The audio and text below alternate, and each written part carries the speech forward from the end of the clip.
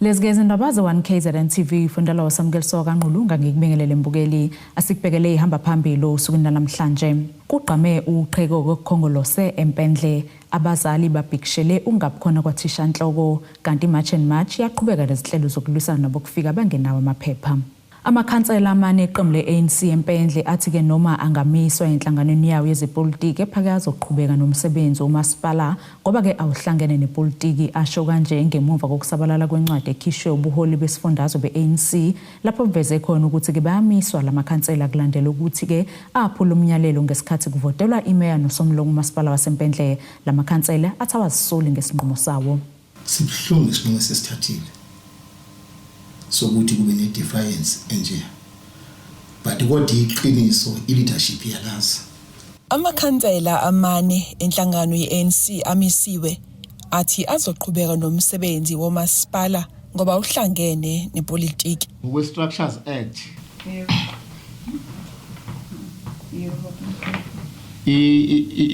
ugovernment uzimele ipolitiki esayidini our parties nayo zimele ama-organization futhi interrupt interfere futhi entweni ezenziwa uhulumeni. Iqiniso lithi impela siyasebenza njengoba usifica nje sizosebenzela abantu kade ningena nje kunomphakathi obusivakashela sentokozweni uzokhuluma inkinga zawo. Siyasebenza nje, it's business as usual. Sisebenzela abantu. Ukumiswa kwalamakhansela kuza ngemumva kokuthi ephule umyalelo wobuholi be-ANC aqoka imeya ethandwa yiwona. Lamakhansela athi yiwona azikangcono ngempendle nokuthi abantu bafunani. Okwasihlula kakhulu ukuthi sabahlali basempendle sabantu abadala be-ANC sifisa ukuthi i-ANC simame njengoba kade simama phambilana. Ezinye zezinto ekade esifike kusona lesinqumo sokuthi sithathe ngale ndlela esithathe ngayo ngoba besifisa ukubuyisa isithunzi se-ANC. Okubaluleke kakhulu asidlwi namuntu, asizonde intombazana, asizonde umuntu, kodwa into esifisa kakhulu ukubuka isithunzi njengoba seshilo uComrade ukho ukuthi mdala kakhulu ekutheni elide empendle. Sazi noma sicubungula nje sabuka kuzosilekelela kakhulu ekutheni sithathena njengomuntu osekhulile owakhula nangengqondo ku-ANC ekutheni ayithathe inhlangano yethu ayibeke la sifisa ukubuka ukuthi ayibeke khona. Laba bathi ikhansela beliphakanyiswa ubuholi be-ANC kusamele lifunde umthetho. Futhi asinankinga nentombazane ukuthi ibe yi-PR council kodwa besifisa ukuthi naye mhlambe ikiufunda umthetho sekelo okuhlala empendle ukuthi abantu bafunani.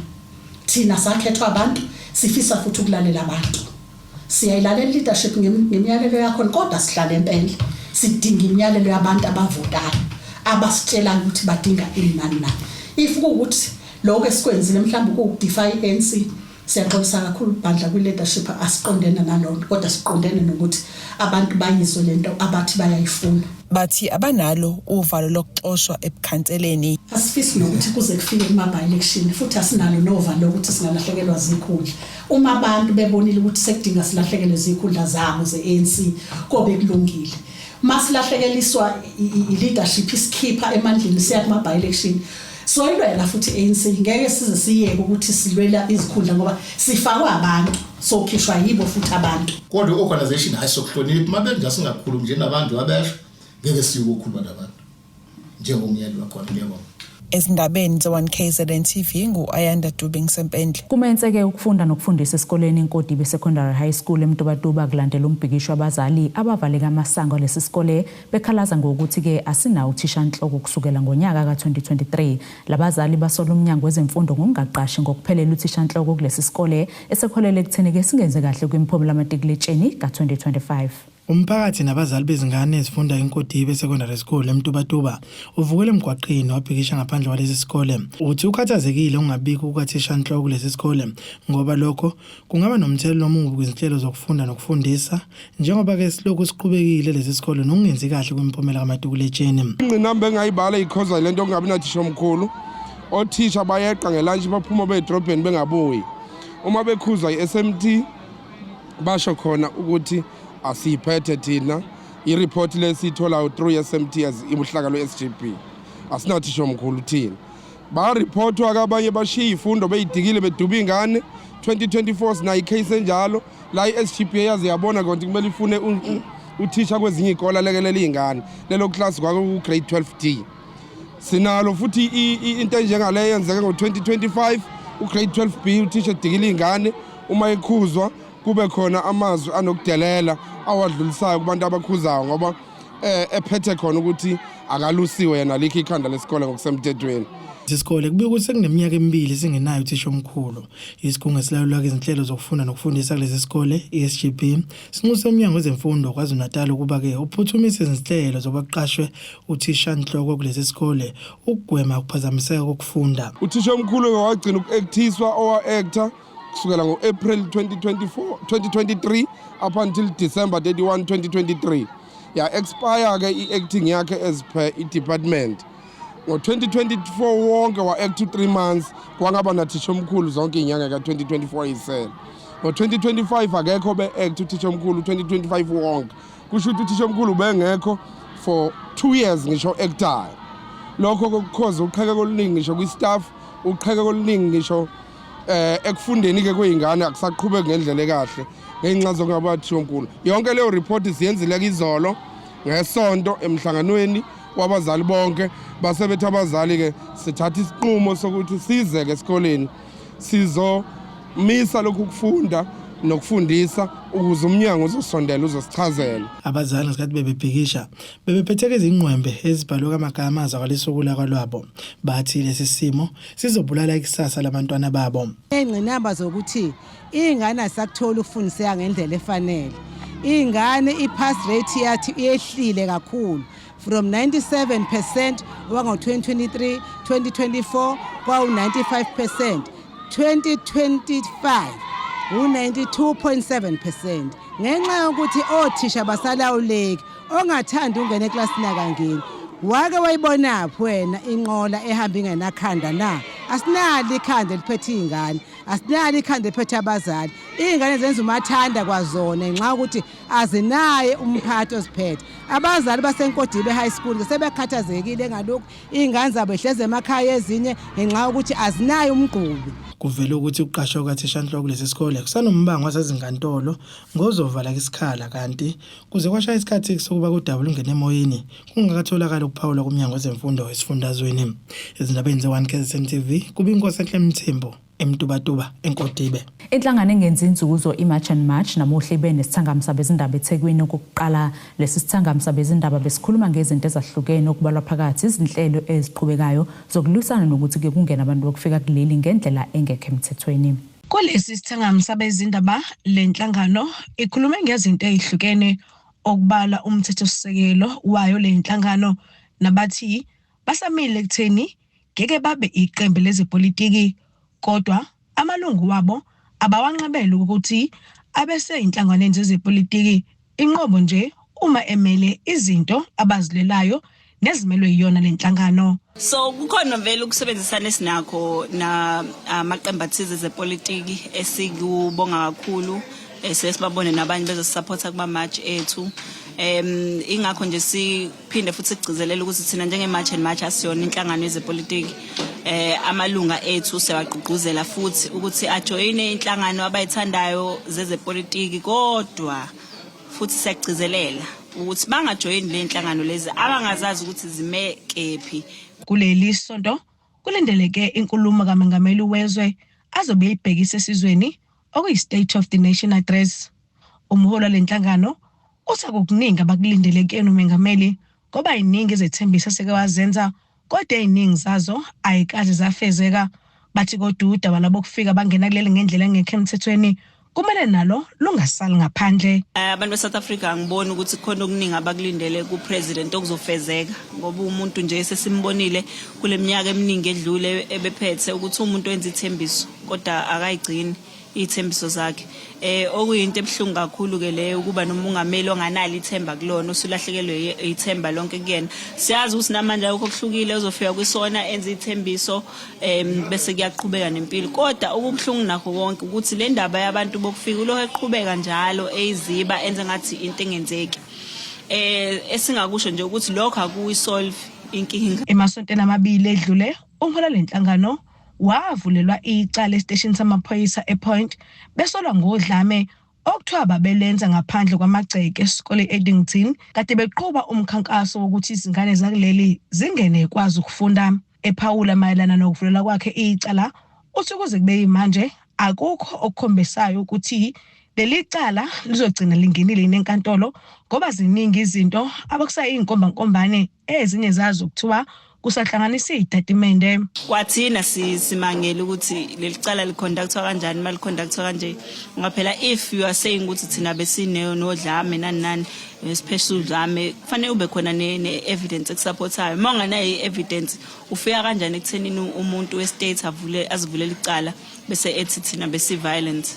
Ngenyanga ezayo lenhlangano okumhla ka25 no26 isizoba nokukholela ngoqo wemarch wezinsuku ezimbili isalela izinto ezifanayo okubalwa nokudayisa kwezidakamizwa eThekwini. Kudebo Sibisi wezindaba ze1 KZN TV ku channel 261 ngiseThekwini. Undunankulu wesifundazwe KwaZulu-Natal uThamentu luthi-ke izingozi eziningi zomgwaqo zibandakanya kamaloli ngakho-ke uhulumeni uvele useqalile ngenhlelo zokuthi-ke kulungiswe imizila yezitimela ukuze-ke kuncishiswe amaloli emgaqweni kugwemeke nezingozi. uNtulu kusho lokhu ngesikhathi kuqhubeka inkonzo yomngcwabo amalunga ayisithupha omndeni wakaMnyango adlule engozini yemoto ku-N2 eMtubatuba ngolwesihlanu ledlule.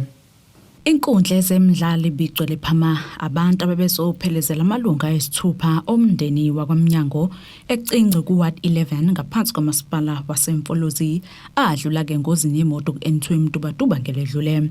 Lamalunga ayisithupha kukhona ke ugogo uNokuphakama Mnyango, uMakhosi Mnyango, uVuyani Gcaleka owayeshayela imoto, uSenamile Buthelezi, uAyanda Mthembu kanye noBanzi. Bonke ke laba bahamba ngemoto eyodwa ngesikhathi kwenzeka lesi sigameko. Izihlobo abangani bathi lokhu kubashaqisile kakhulu bebengazi ukuthi kungenzeka kubo into kabahlezi beyibukela kude kunabo. Imihla yomuntu kuyenzeka ukuthi ifane nje kubantu besekhaya. Kuyenzeka sikubonile lokho ukuthi abantu babe ne date of death efanayo besekhaya. Ihambe ibanga elide nogogo siyamazi. Sazi isimali sakhe njengoba sisibona. Iyona nto obehlale ekubingelela ngayo ethempelini. Ugogo nje noma umama nje obenothando ngendlela emangalisayo. Sibona amabhokisi nalemzimba ukuba ngempela bahambile. Ngiyathuthumela kakhulu ngoba akaze ngize ngiyibone into enjengale empilweni yami. Ngimdala nje ngingaka angaze ngisibone isimo esinje eduze nami. Bonke abangani bakhe khona bagilile abuye sehleka ukuvuyane beyilengane ebithi mayigangile ibaleke yosithela ezantsi kodwa yobuyisihleka uvela ungazi nanokuthi uzoyishaya uthini. Abantwana besikole iMbonambi Primary School bebekhona ukuzovalelisa ukugcina koza kwabo.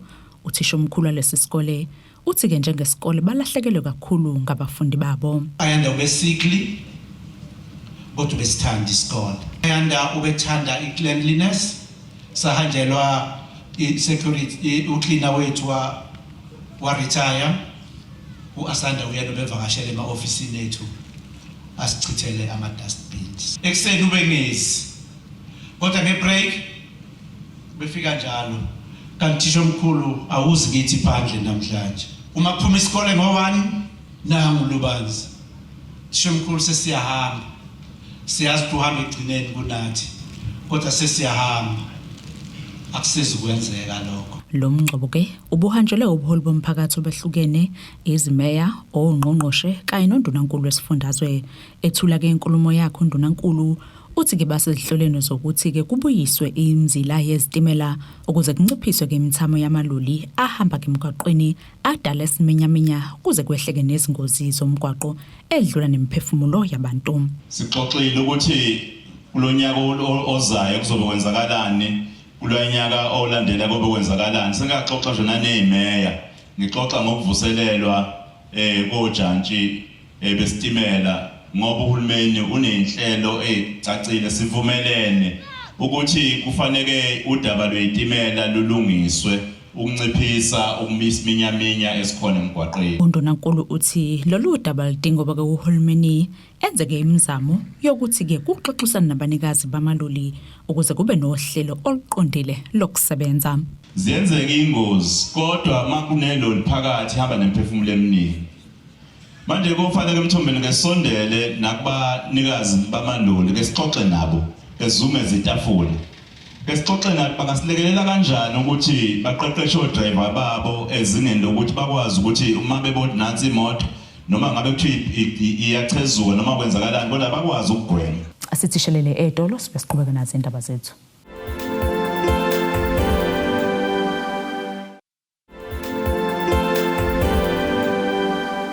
Sikwamukele mbukeli bukeleke indaba ze1KZN TV nazo kuyizona ehamba phambili osungula namhlanje.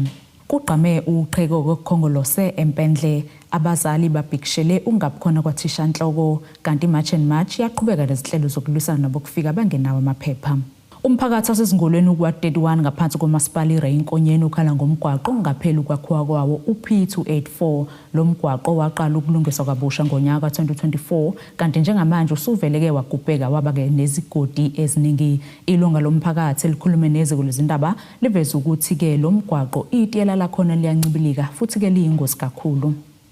Umphakathi ukhala ngomgwaqo netiyela elincibilikayo umilanga lishisa futhi usucwele nezimbobo. Kuvela ukuthi lo mgaqo waqala ukulungiswa kabusha ngonyaka ka2024 njengoba wawugcwele izimbobo futhi uyingozi emphakathini. Lo mgaqo okukhala ngawo usendaweni yasezingolweni kuwa31 ngaphansi kwamasipala Reinkonyeni. Ilunga lomphakathi lithi kuyethusa ukubona lo mgaqo usukulesi simo. Uthi amaloli namabhasi iwona limaza kakhulu lo mgaqo njengoba ususela ugumbekile. Uthi indlela owakhiwa ngayo ayilungile njengoba ususheshe walimala. Sikhathazwa ukubona lo mgwaqo lo ebese sijabula sithi kwakho umgwaqo omuhle wathi mawuqala sabanethemba ukuthi uzoba muhle kodwa ngokukhulu ukusheshsha sizobona ulimele kanjena. Mangabe kuhamba ama truck la kulo mgwaqo ama truck usale ugumbeka ngasemuva. Siyafisa ngathi makwenzeka kwenza uhlelo olunye ukuthi mawulungisa umgwaqo ulungiswe ngendlela efanelekile ngoba indlela owakhiwa ngayo ayikho inhle. Izimoto nje la zifuna ukulimala zihamba endaweni ezingafanele sesigcina sezifuna ukushayisa abantu ngoba abantu behamba endaweni engathi right, imoto ihamba endaweni engekho right ngoba ifuna ukubona indawo engathi ingconywana. Nangale ngaphambili kunendawo enomgodi engakhalakathela izimoto phakathi. Siyafisa ngathi lo mgwaqo ungalungiswa kabusha ngoba sasesithembile sithi sakhele umgwaqo kodwa ubonakala uqala phansi ubambe ngaphezulu kwaloko kade uvele umubi kona. Iqhuba uthi uyancibilika makushisa kakhulu lo mgaqo. Umgwaqo lo uyancibilika makuthi kuyashisa nje kakhulu uyancibilika ama-truck namabhasi mabehamba sala umgwaqo lo uhlephuka ngasemuva noma uthi uyahamba nje ngezinyawo umuntu nje icathulo ziyabambelela phansi mabe kushisa kakhulu ucaca ukuthi icathulo zisale phansi ekhona itiyeleni la awukho nje simweni esikahle kakhulu ulimele nje kakhulu. Ubese encanca umnyango wezokuthutha kwisifundazwe kwaZulu-Natal ukuthi ulisukumele udaba lalomgaqo.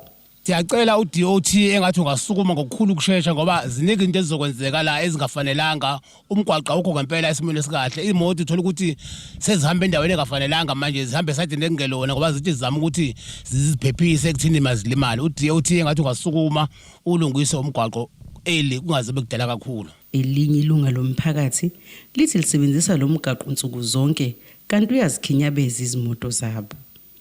Ngihamba kulomgwaqo njalo yezingolweni usesimene singekho right kakhulukazi nje manje ukuvulekile indawo ezama ungazi ukuthi ama pothole but uyayikhinyabeza izimoto zethu. Kubuye kube khona netiyela ke leli lishayo nje manje ukukhombisa ukuthi akwenzekanga kahle kona. Besingafisa ukuthi mhlawumbe ubuye uqalwe kabusha wenziwe ngendlela eyiyona. Ngoba thina indlela ebesicabanga le ndala yokumba then bese iqala phansi wakhiwa iyona esasicabanga ukuthi i-right kodwa sayibona nalentsha ke manje ukuthi hayi sisivezela ubungozi beemotini zethu. Umnyango wezokuthutha kwisifundazwe uthintiwe ngodaba lalomgaqo ukuthola ukuphawula kwabo kodwa kuze kwashaya isikhathi sokuthi siye emoyeni bengakabuyeli kuthina.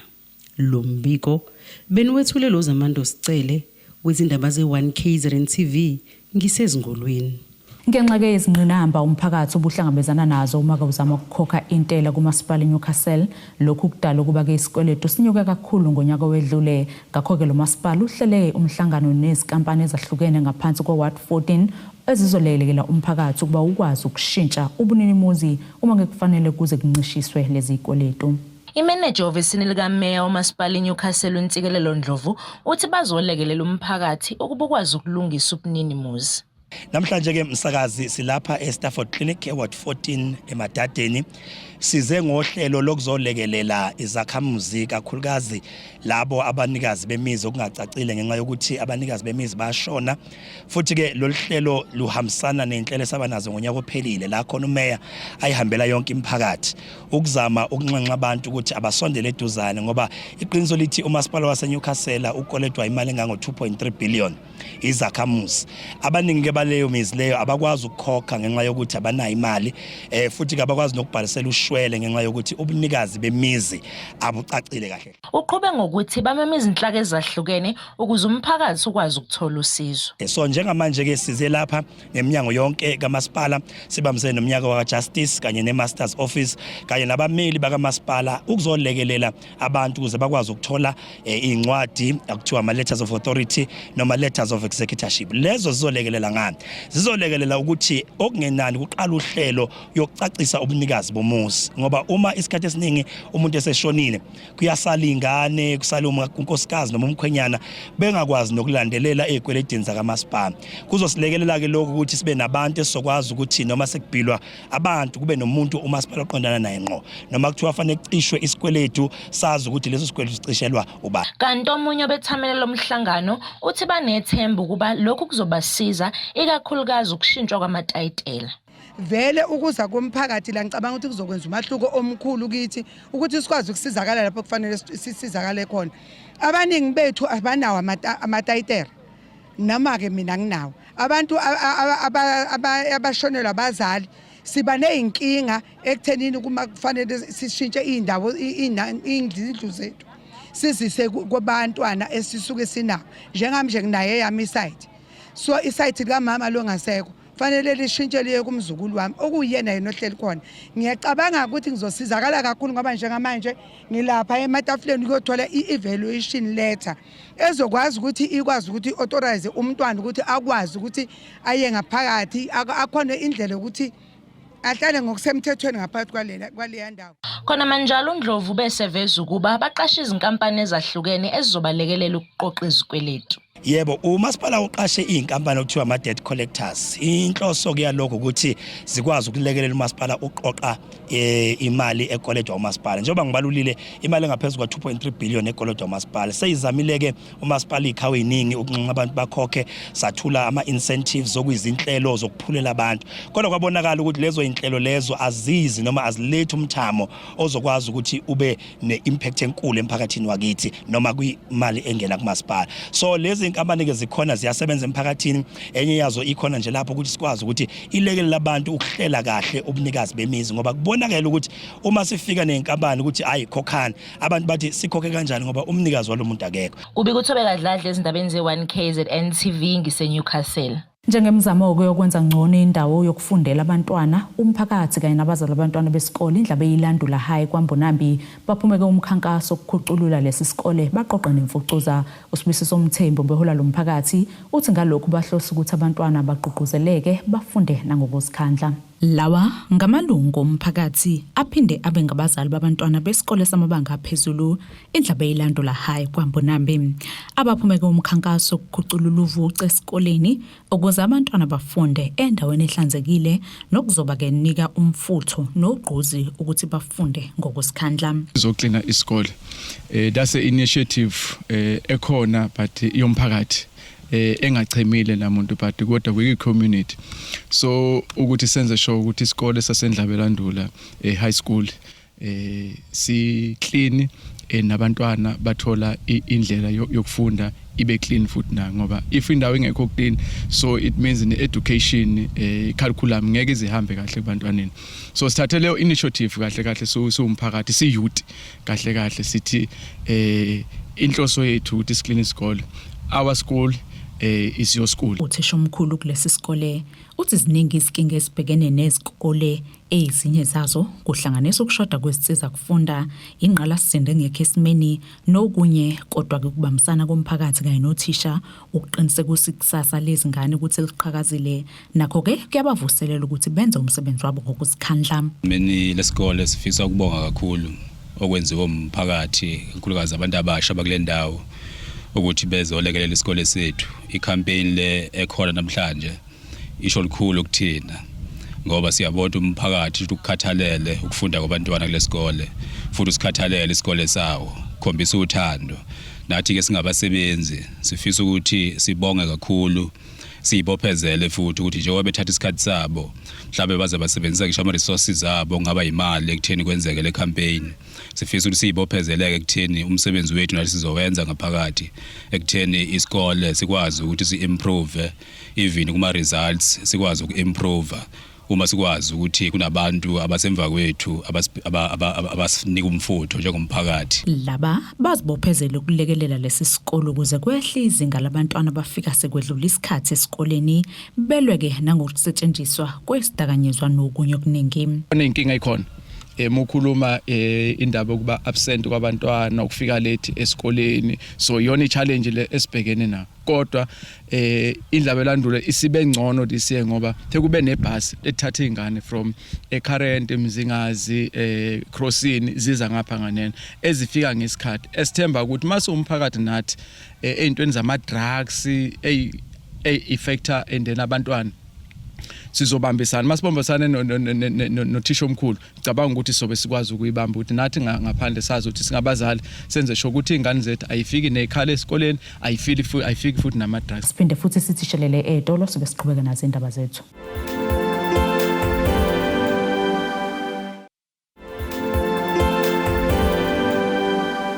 Asiphinde sikwamukele imbukelo sabukelezo nezindaba ze1 KZN TV nazi bekuyizona behamba phambili osukwini namhlanje. Kuqame uqheko kokukhongolose empendle, abazali babhikishele ungabukhona kwathisha nhloko, kanti March and March yaqhubeka nezinhlelo zokulwisana nabokufika bangenawo amaphepha. Ake sibhekeke ngosini yezomnotho. Irandi lakuleli li-16.0 maqhathiso ne-dollar semelika, libo 21.75 maqhathiso nopondwa seBritain, libo 19.12 maqhathiso ne-euro, igolide lona $5,024.09 ounce, ubolo ngahlozo wona $68.05 umphongolo. Ake singene ngosini yezemidlalo. Umqeqeshi weKaizer Chiefs uKhalil Ben Yusuf uthi ke yamkhathaza inkinga yabagadli bakhe abashweba kamathuba esikhathini ezobucayi. Lo mqeqeshi ubeke kanje kulandela umdlalo wamaqoqo weCAF Confederation Cup lapho kaMakhosi eshaye Al Masry ngo-2-1 ePeter Mokaba Stadium ngesonto. Lo mqeqeshi ukhale kakhulu ngamathuba agejwe uPule Modi noMduduzi Shabalala esiwombeni sesibili nokufakelekele liqembu ingcindezi sekiwa ke ngasemaphetheleni kulomdlalo. Amakhosi azobhekana nezamaleko kokugcina ozobanjelwa khona eGibhithe mhla zi-15 kule nyanga. Nasike isimo sezulu sakusasa singalindeleka.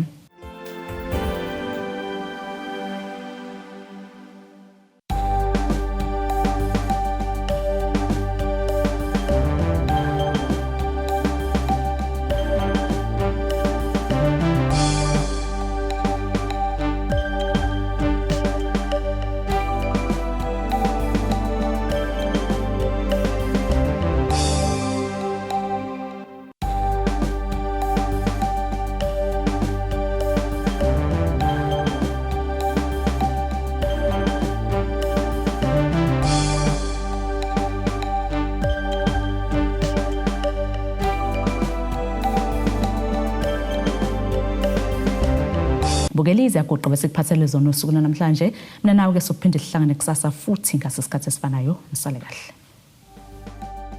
Abethuli bethu bezindaba baxhaswe iThulis Bayview Bridal. Ungabashayela kulezi zinombolo ezivela